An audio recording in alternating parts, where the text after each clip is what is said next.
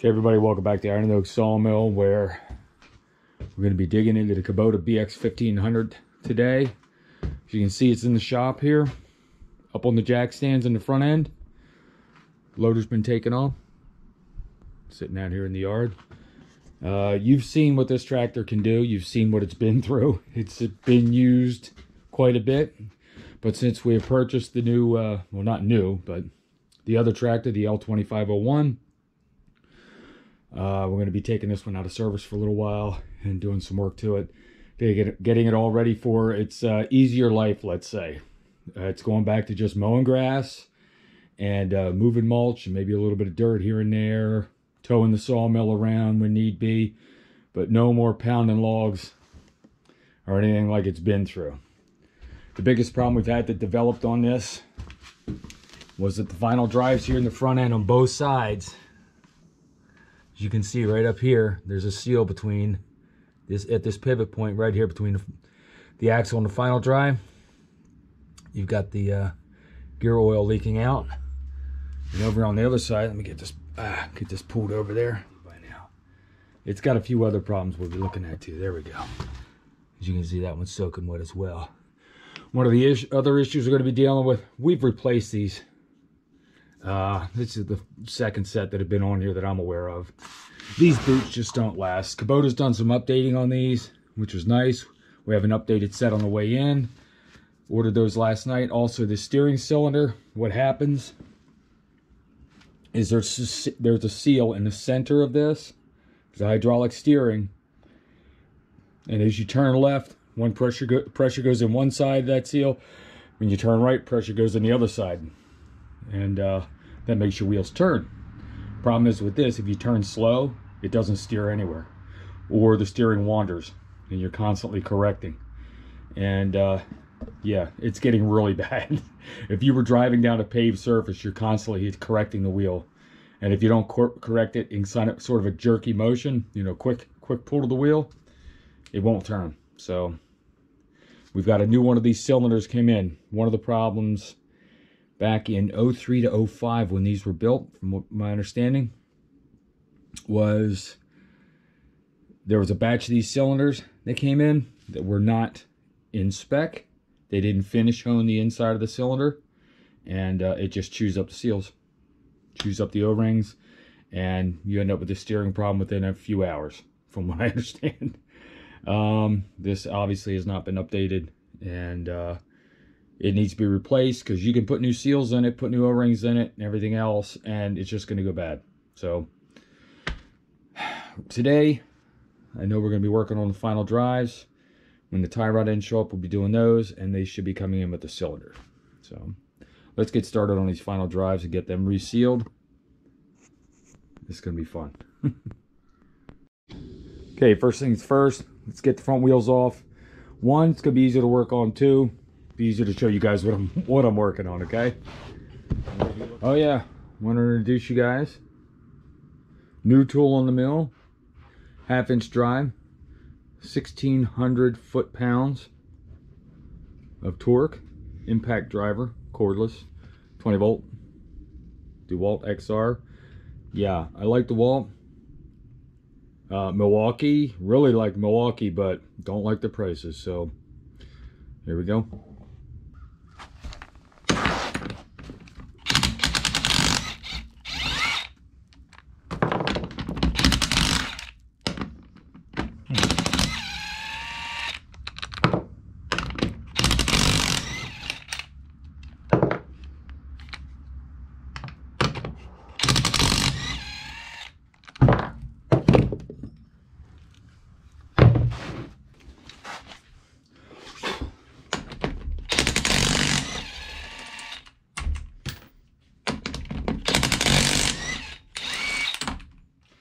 Weird how that applies torque. Initially starts off slow and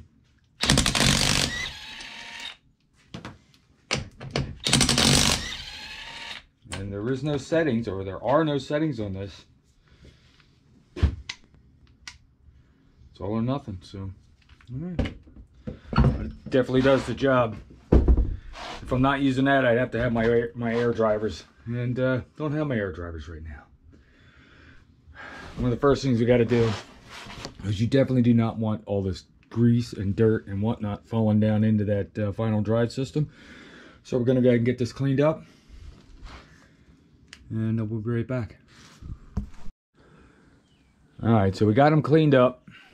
A little bit of brake clean, a little bit of shop rag work, and we're good to go. Now we got to get the oil drained out, if there's any in there, or if it's all leaked out, I'm not sure. But we'll get them cleaned up, or we'll get them drained out, and we'll go from there. All right, I almost forgot. I wanted to go over each tool that I used on these. So far, to get the wheels off, 19 millimeter. Use the impact socket, of course, because it's an impact gun.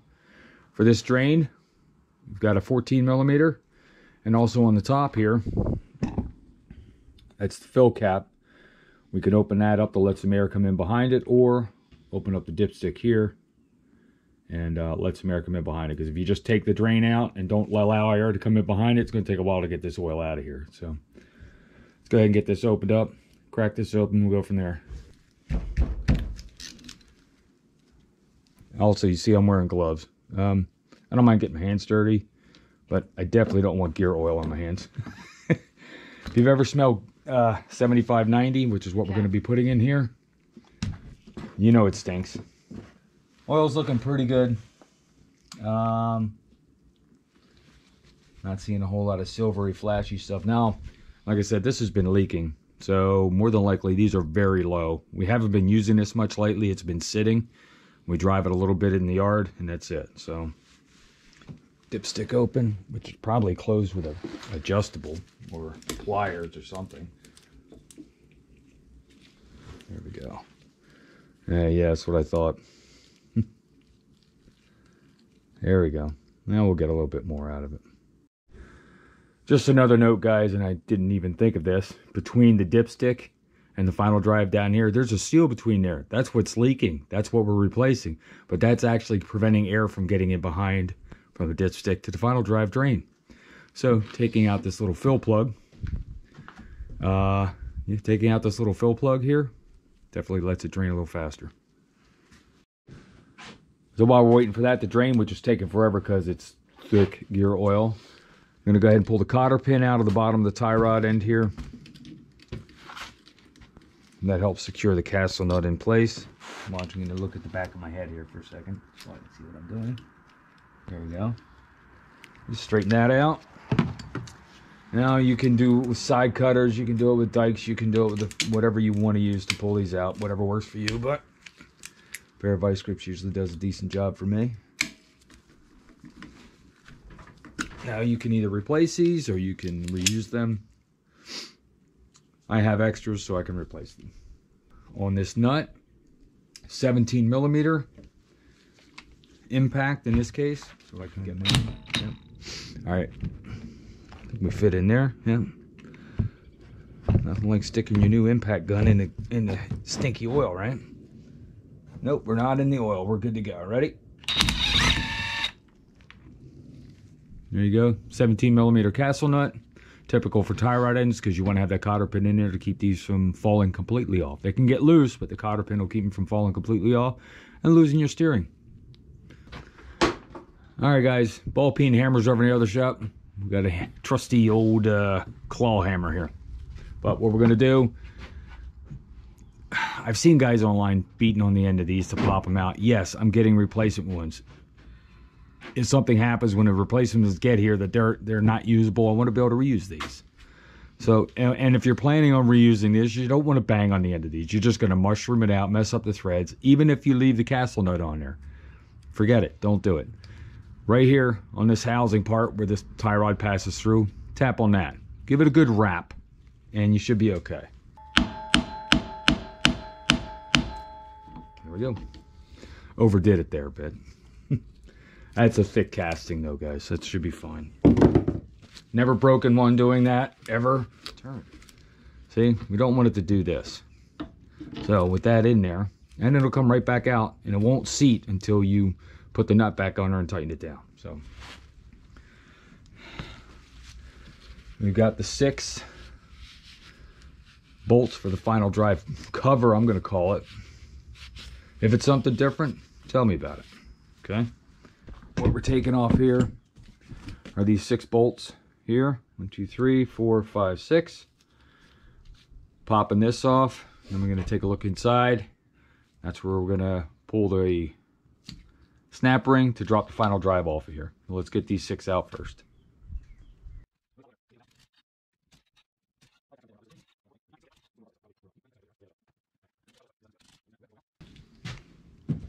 Oh, not necessary.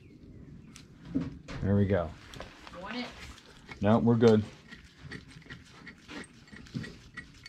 Some had suggested not popping this with a, or some had suggested hitting this with a dead blow hammer to get it loose, but not necessary. As you can see right around this edge here. Can you see that? Let me look. Yeah, we got the O-ring seal.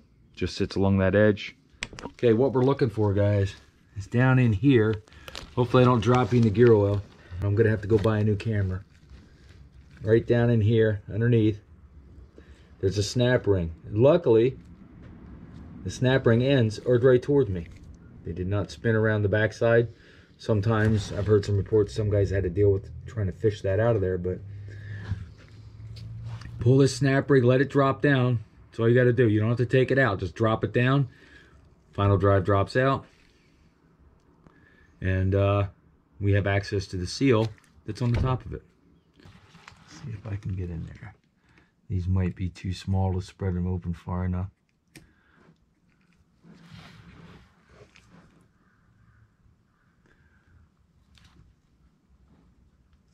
Yeah. There we go. All right. First try. Get out. That's it. Just take the snap ring down. Leave it right there. Now,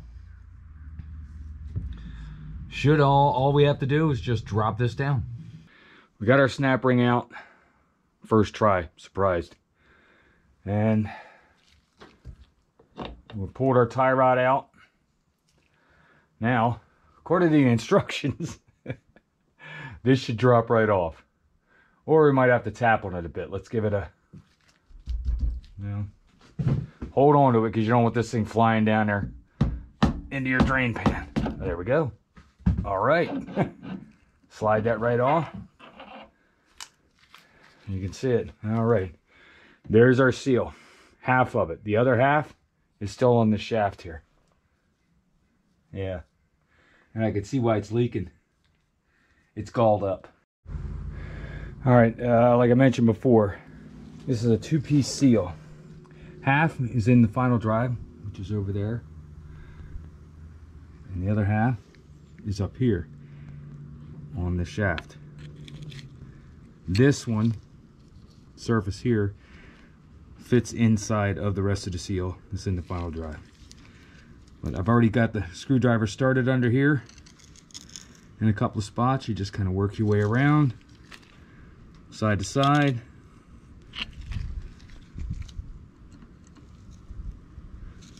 Pull that, pry that down off of there.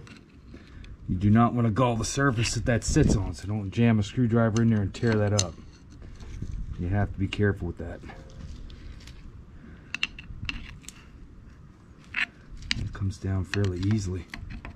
I'm barely putting any pressure on this to pry it down. I'm sorry about the shaky camera work. I've been trying to work one-handed and pry the seal down with the other hand. There we go. Worked nice. I'm going to take a closer look at this. And you can see why this one's leaking. There's a deep groove in there.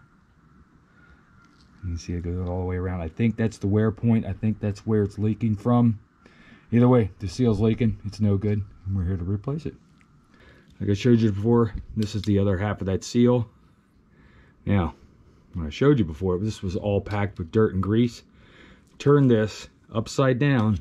Took this little screwdriver, cleaned around in there real well. Sprayed it with some brake cleaner. A ton of dirt was packed in here. Around this outside edge and in this inner groove here. A lot of dirt was packed in there. And a lot of grease was packed in there. So we got all that out of there. Sprayed it with some brake cleaner. And blew it out with a little bit of compressed air. But we did it upside down. You see down inside of there, there's a bearing down in there. You don't want to fill it up with dirt. And right on the other side of this is another bearing. You don't want to fill that up with dirt. All right, so let's go ahead and get the seal out of here, get the new one in, and we'll get this reinstalled. All right, here is our new seal, or seal set, K2511-15290. You'll need 2 of these.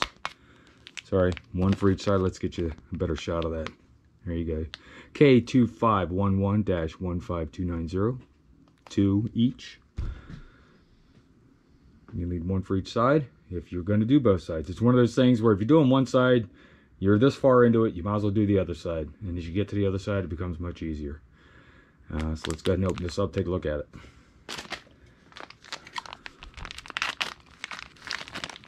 Without dropping it on the floor, because you don't want to get it full of dirt, because then I got to clean it out. There we go. Pull that apart right there. There you go. And you can see, look at the difference. Let me grab the old one of these. Old one on the left, new one on the right. Smooth all the way out through here. This one, deep grooves cut in that. Deep grooves in that. You know what that's from? Carrying too much weight in the bucket. Side loads these. This is your piece that pivots inside of that other seal. And with a heavy load on it while you're turning, that's what you do to them.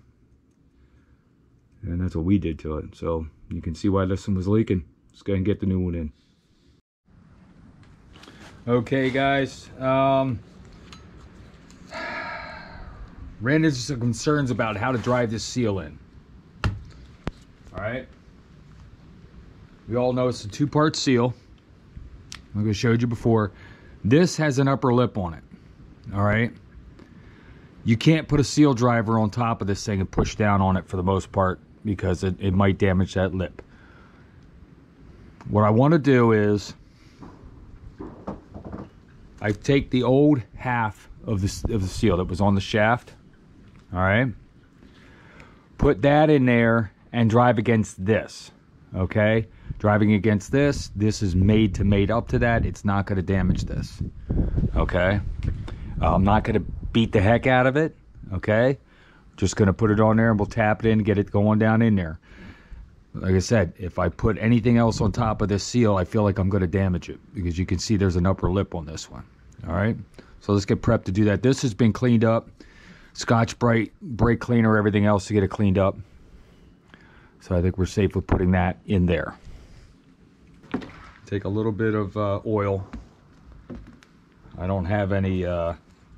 I'm not going to open the gear oil up to do this. Put a little bit of oil inside of here. All right. On the seal itself, put a little bit of oil around the outside of there. Just a little bit of regular motor oil. This is just to get the seal to slip in better, okay?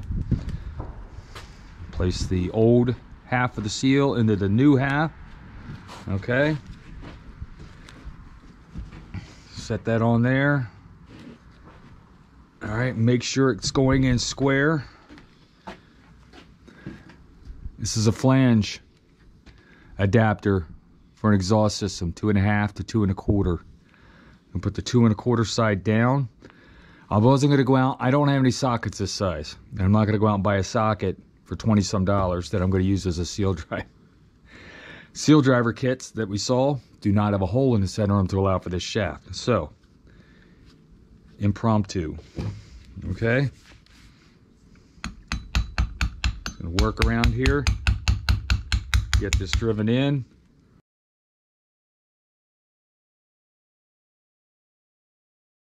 Guys, we're in the other shop. We're in the vise.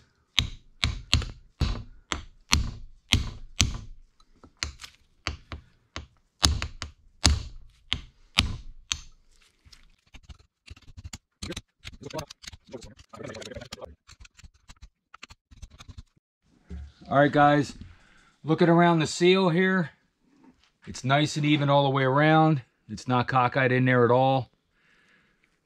I think we done good. I'm just gonna get this back on the tractor, and well, we have to take the old piece out. We're gonna go over. I'm gonna drive this new piece onto the upper shaft. I'm gonna use that same exhaust flange, which, by the way, this top edge that was going against that seal, filed and sanded smooth.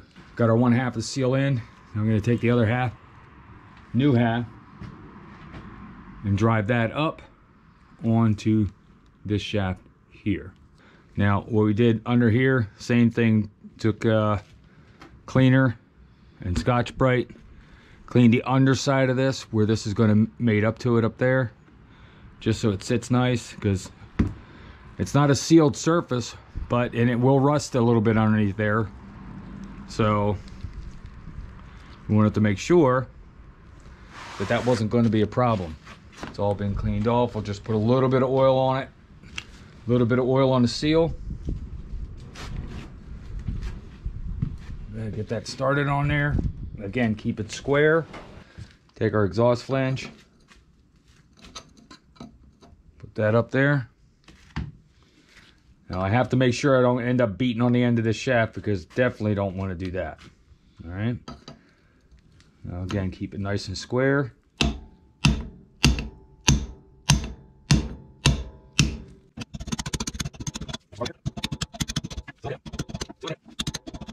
Make sure we're on there. Sorry, pardon the back of my head. There you go. It's on there.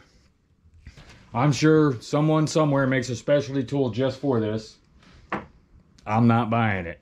All right, a little bit of the red grease out of our grease gun. This is what we call the good stuff. Yes, like I said, I know the seal. I know that the seal is pre-greased from the factory. Okay. Just run that around on the inside. All right, I think we're good to go. All right, slide this up in. You may have to turn your gear inside of here to get the splines to line up. There they go, right there. All right, well, we got it wedged on there, guys. Let's straighten you out here, man.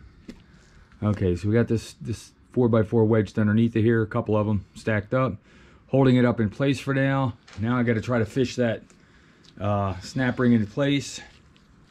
Get snap ring pliers on it and put it on there. I'm either going to skip this part or fast forward through it, because you won't want to hear my aggravation.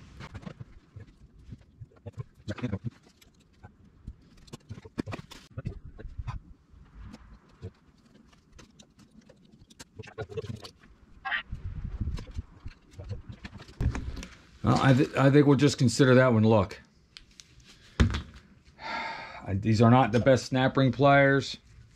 And I broke the other ones, the ones I took it out with. I broke them, broke the tip off the one side, so that's junk. I don't have a really good set of snap ring pliers. One thing you got to remember, I forgot to point this out when we took this off. There's a big divot in here on the one side that goes down. That's how you orient this when you put it back on.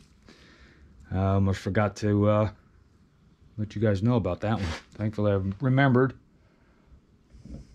Now our O-ring is still good. There was no signs of anything even close to a leak. The O-ring's in excellent condition. I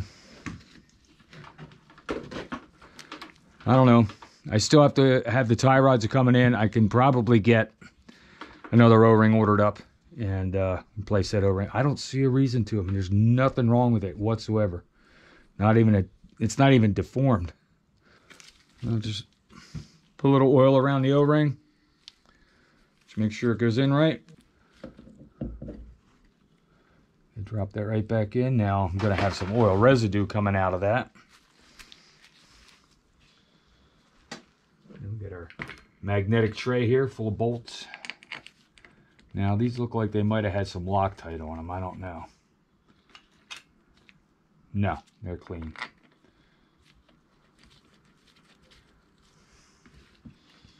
Also, when you tighten these down, you want to snug them first, and then you want to go ahead and put them in a crisscross pattern. Like you normally would for something this large. Okay.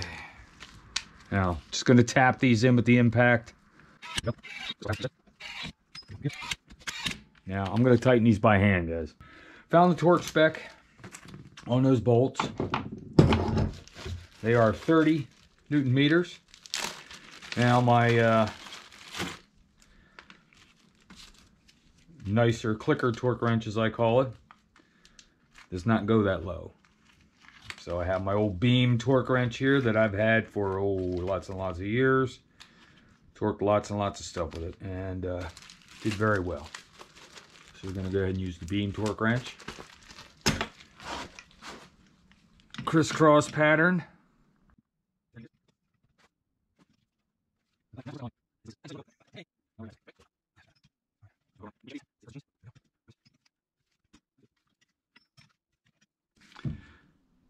And the castle nut on the tie rod is the same torque. So go ahead and reinstall that. Put our cotter pin in. I'm going to go ahead and put all the fill plug and the dipstick back in. I already got the drain plug back in. And we'll call this side done. I'm not going to add any fluid, obviously, until I get the other side done.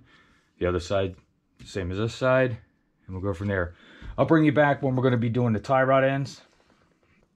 Inner and outer tie rod end assemblies that we bought for it. So I'll bring you back when we start to do that. And we'll go from there.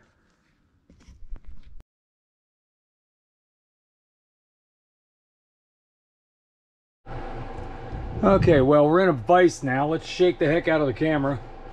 Trying to get this thing out, see if it works.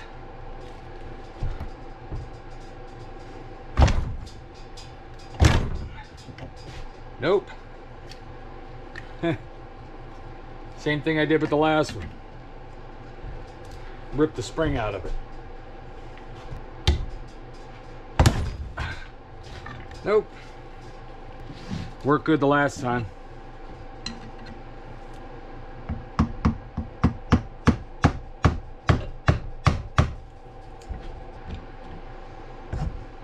There we go.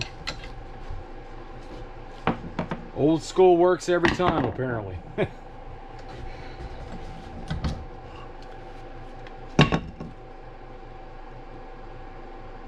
No marks inside. I got that little bit of crusty stuff inside of here like we moved on the last one. And we'll put that seal right back in and we're good to go. Seal puller, 0. Old school screwdriver and a hammer, 1. Actually 2. Alright. I'll add it to the toolbox, but I don't know.